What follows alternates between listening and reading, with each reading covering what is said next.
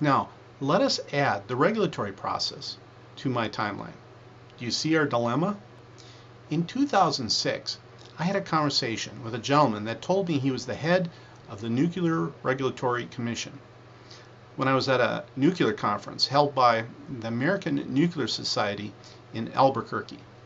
During our conversation, he told me it will take 25 years to get the first fusion power plant through the regulatory process and get it licensed for operation here in the United States. I recently received my patent, so I was justifiably outraged. That conversation got me involved in politics. This is now our biggest barrier that is preventing us from benefiting from fusion energy. Physics is no longer the barrier. Our dilemma is this: what do we do if we have fusion power plants that work, that we can start building now and have operating in only 2 or 3 years, but then we have to sit around and wait for another 25 years in order to use them while we wait for the regulatory process? In my opinion, unless we make political changes, what we will be doing is watching other countries like China, building thousands of these fusion power plants before they are licensed for operation here in the United States. We will simply be watching as our country's wealth flows out of the United States and new wealth is created elsewhere in the world. If that happens, then there is also a strong possibility that these power plants will be built in Mexico and Canada long before they are built here in the United States. This 25-year regulatory process will force us to purchase our electricity from our neighbors. Massive amounts of wealth will flow out of our country.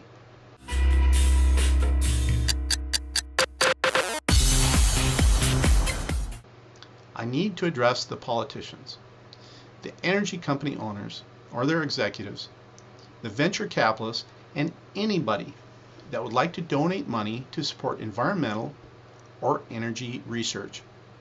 At this time, I am not looking for investors. However, I would also like to address anybody that might someday, in the very near future, want to invest in fusion energy. This important topic is all about fusion money, fusion profits, and capital for fusion.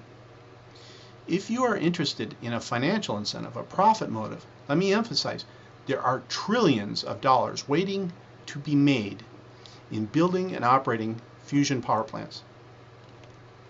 Keep in mind, what I'm talking about here is not about taking money at the expense of other people. This is about the creation of new wealth. Before we can consider creating new wealth, we need to ponder how this will affect the flow of existing wealth.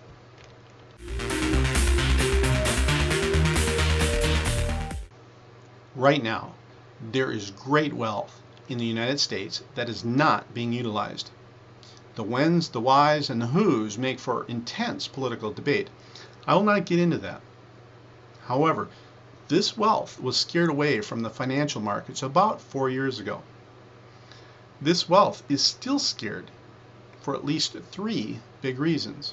First, there is still huge uncertainty in the current political situation.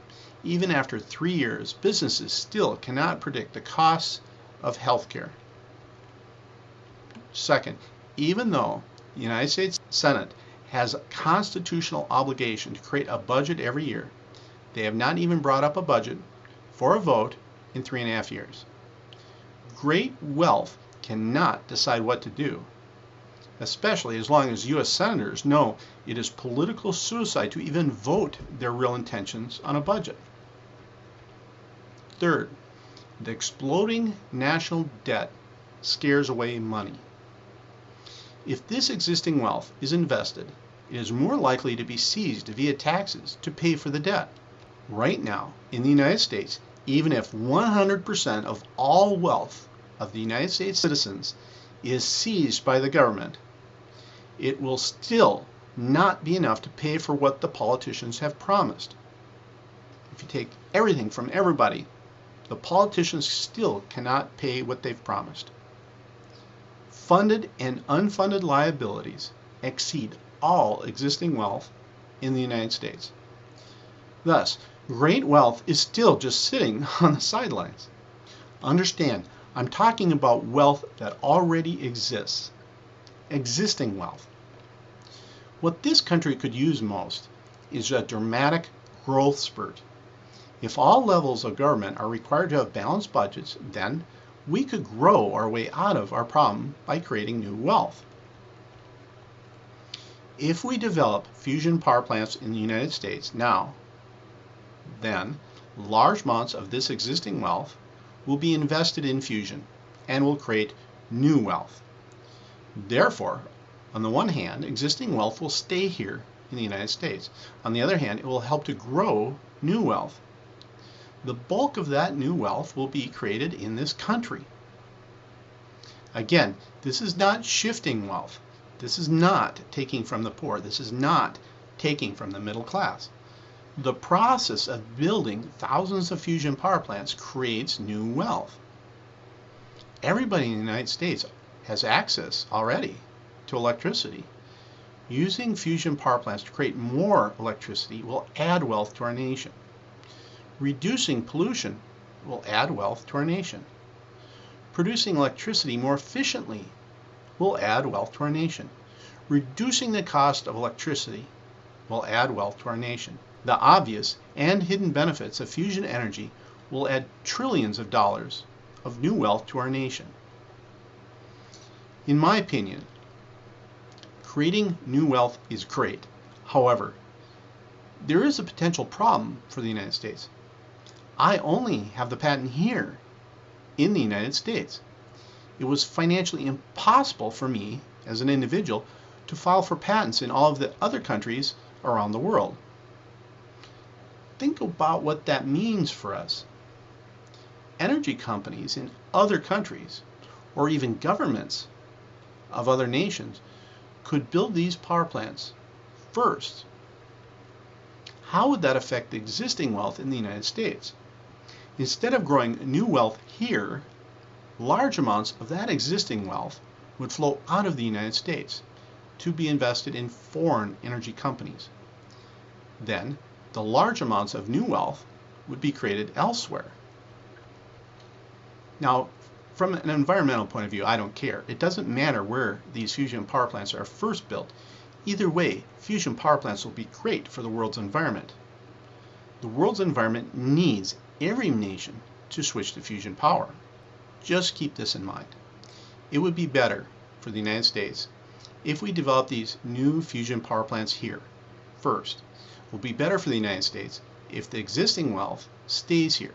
It will be better for the United States if the majority of the new fusion energy wealth is created here. That same argument applies to Minnesota. It would be better for Minnesota if my new fusion energy lab is built here in Minnesota first. Existing wealth and people seeking high technology jobs will flow into Minnesota from other parts of the world. Plus, more new fusion energy wealth will be created here than will be created in other areas. Obviously, the biggest market for fusion power plants is in the United States. Then in Canada and Mexico, because they're next to the United States. And then in China. Here's an interesting thought. Ask yourself, do you want to be thought of as a good person or a bad person? If you want to build just about any other kind of new power plant nowadays, then usually you are treated as if you are a criminal. However, in the very near future, if you want to build a new fusion power plant, then things will be different. You'll probably be treated like a hero. Just a thought. Now, let's put the cost of funding my fusion energy laboratory in perspective. First, let us just compare the importance of one sports arena to fusion energy research. The new Yankee Stadium cost about $1.54 billion. The new Cowboy Stadium cost about $1.33 billion. Here in Minnesota, they're going to build a new stadium for the Vikings.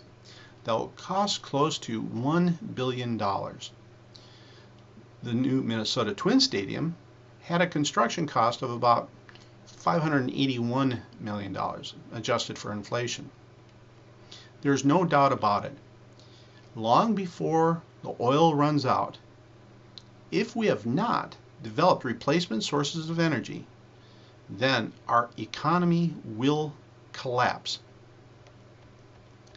By the way, this is another argument in favor of a national energy plan. Think about it this way. If our economy collapses due to our debt problems or due to our energy problems, we are not going to be having fun. We are not going to be sitting around watching sporting events in our nice big arenas. We are not going to be following our favorite teams. Our sports teams won't be playing. Instead, if our economy collapses, these arenas will end up looking like the Superdome did after Hurricane Katrina. We know this will happen because we have already seen it happen. Fusion energy can prevent this. Obviously, the importance of fusion energy far exceeds all of sports, all sports combined. The importance of fusion energy exceeds the importance of professional football, baseball, hockey, basketball, all professional sports. It exceeds college football, college baseball, college hockey, college basketball, all of college sports. It exceeds the value of high school sports and youth sports. It exceeds the value of all sports combined. Long before carbon fuels have been completely burned, the world's economy will collapse due to energy problems. Fusion energy is the only energy source that can prevent that collapse from happening. All other energy sources only delay this day of reckoning. They are just stopgap measures. What needs to be decided is not if the idea of having commercial fusion power plants is a good idea or not. Obviously it is. Fusion energy will be great. What needs to be decided are things like how important is fusion energy research in general compared to something like all professional sports? And then, how important is one fusion energy laboratory specifically compared to something like one new sports arena? Let me be clear, I don't hold a grudge for sports. I love sports. It's just that for most people, comparing the cost of fusion energy research to sports makes for an easy comparison.